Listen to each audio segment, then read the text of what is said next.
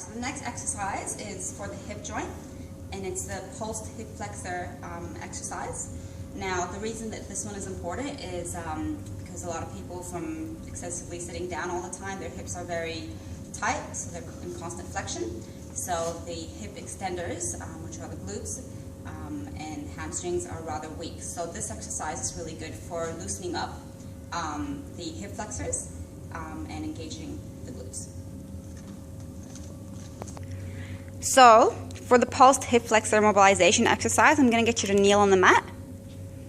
Good, hip width apart, and then, yep, kneel down. I'm going to get you to bring one foot forward, so put the foot up on the floor.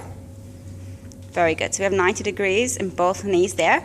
So what we want to do is we want to activate through the glutes, which we want to focus on the one on the back leg.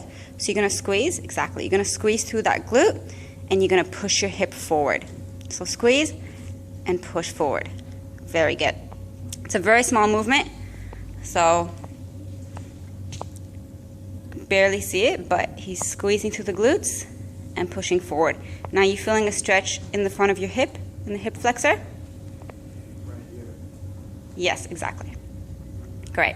So some common mistakes are arching too much in the back, so you want to keep the spine nice and neutral. Good, so make sure we're not arching in the lower back. You want to squeeze through your core, make sure that's slightly engaged. Good, so no arching back, keep the back neutral. We're also not leaning forward, which you're doing very well. And you want to press down. Let's take both hands, put them on the front knee.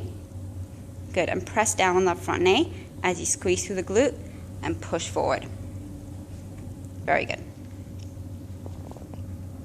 All right, and let's do the other side. So we're doing 8 on each side, looking straight ahead. Let's keep everything in proper alignment. Pressing down on the knee and squeeze the glute in the back leg and push forward to extend to that hip extension. Very good.